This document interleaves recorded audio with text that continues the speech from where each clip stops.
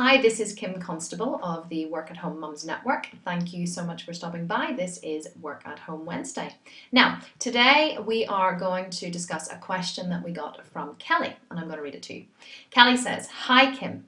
First of all, let me say how much I love your blog and the new network." Thank you, Kelly. "I have been following you for a while and you've really helped me to get a business idea and finally get my business off the ground. I'm really excited for you. I love hearing that. However, I wanted to ask your advice on something. My business is a website aimed at teaching women how to become virtual assistants, and I seem to get a good amount of traffic each week. However, I have a sign-up box on my website encouraging visitors to join my mailing list and receive a copy of my newsletter, as I understand the importance of building a mailing list." You are right, Kelly, that is very important. "But my problem is that I don't seem to get very many people joining. What am I doing wrong? Any advice you could give me would be much appreciated." Well, Kelly, the single most important aspect of your website is your mailing list. You are correct with that. And the reason that exists is because a website isn't just an information portal. A website is a place where your target audience, your target customers can find you online and you can solve their problems. And really that is the whole point of any business. We want to try and find out what the problems of our target market are and solve these problems. Now, if you don't have a mailing list sign-up box on your website is failing, because what will happen is people will come on, they will look at the information, and then they'll possibly leave again. So you need to have a sign-up box on there, and you need to have it in a very prominent position so that you can get people's email addresses, you can start to communicate with them, and you can start to build a relationship with them. Because building a relationship with your customers is actually how you get them to trust you and then how you get them to purchase from you in the future.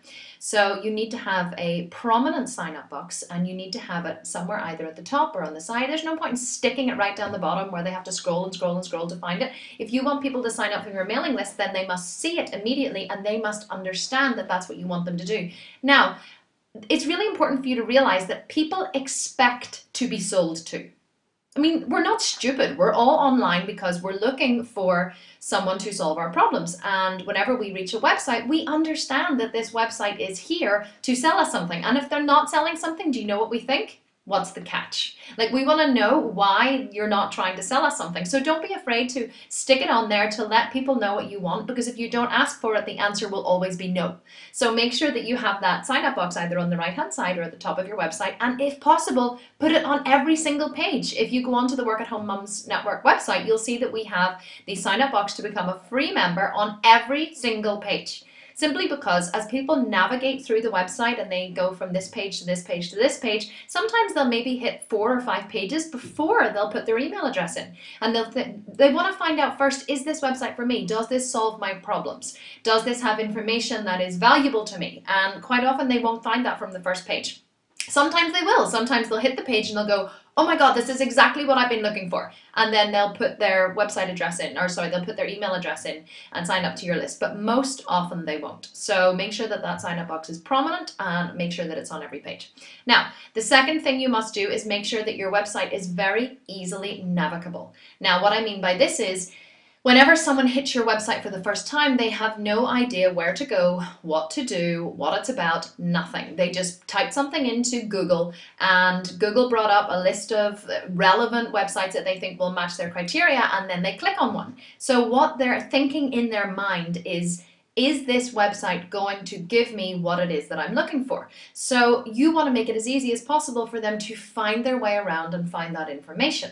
Think about the first time that you ever went to a supermarket, maybe in your local area, or maybe you moved house and you went to a huge big supermarket. When you first walk in, it's kind of overwhelming, isn't it? Like, you don't know where to go, you don't know where the bread is, where the milk is, where the eggs are, nothing. If you have kids with you, it can be stressful because, you know, you're trying to figure your way around and deal with them at the same time, and it's just not fun for anyone.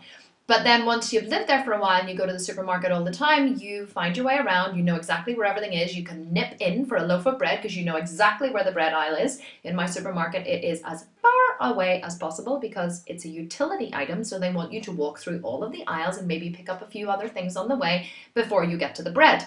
You need to have your website do the same thing. You want to lead people through a beautiful journey of things that are bright and colorful and informative, so that they can see everything that you've got to offer. They can really resonate with what you're saying and what you're giving away and what you're offering, and then they can ultimately sign up to your mailing list. And that's what you want to do. You always want to make sure that you have in your mind the goal of your website. What is the goal of your website?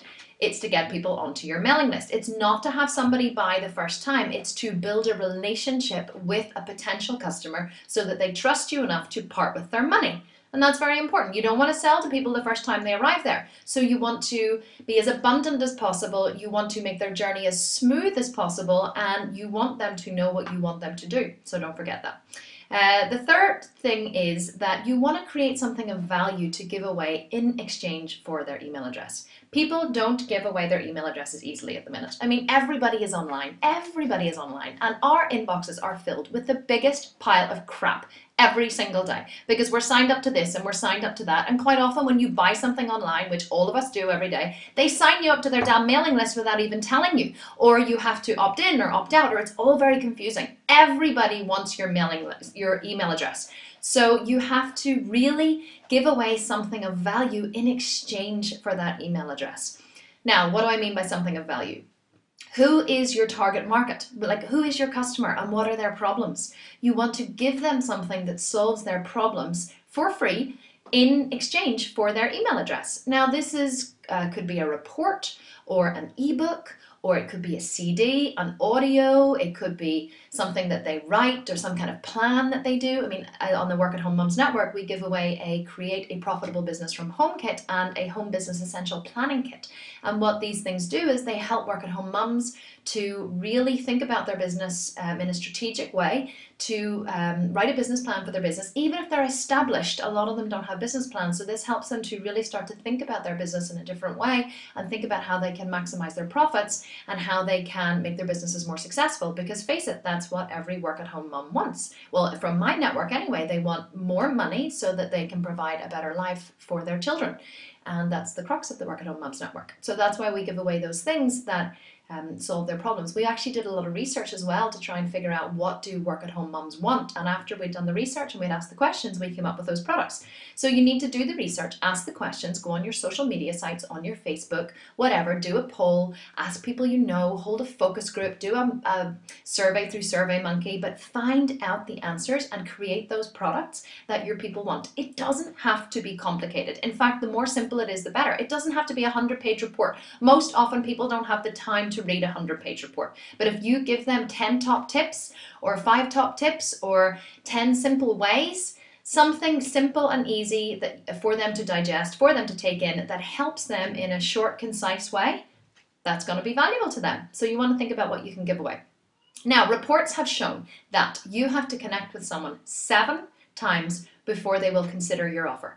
Now, understand, that's before they will consider your offer. That's not until they will buy from you. So you really need to think about building that relationship with someone. So don't think about what you can take from people or what you're trying to get from them. Think about when people land on your website, what you can give them. What information can you give them? How can you enrich their lives? How can you make it better? How can you give them something that is good for them? Because really, that's the whole point of a business, and that's the whole point of your website. You want to try and enrich the user's experience, but you want to let them know what you want from them. You want their email address. So basically, you're saying, okay, I want your email address. So what do I have to do to get it? I'm offering this, and I'm offering this, and I'm offering this. And if you're still not getting people signing up to your mailing list after you've done all of these things that I've advised, then you really need to think about what you're giving away and make it better or make it bigger or make sure you really are solving their problems. Don't guess at their problems. Try and find out what they are. And measure. I mean, measure how many. After you make the changes, measure through Google Analytics how much of an increase you've experienced in either your traffic or in your sign up or whatever, and then you'll see if it's working. And if it's not working, then you need to change it again. That's what being an entrepreneur is all about, making changes and changes and changes when things aren't working. So one other important point that I want to make though is that there's a rule that exists called the 80-20 rule. Now, an Italian marketeer and philosopher called Pareto, funnily enough, came up with this idea that 80% of the output of anything will come from 20% of it. So you will probably wear 20% of your clothes 80% of the time. You'll probably wear 20% of your shoes 80% of the time. I know this is true for me, and I have a lot of shoes. You will probably get 80% of your business from 20% of your customers.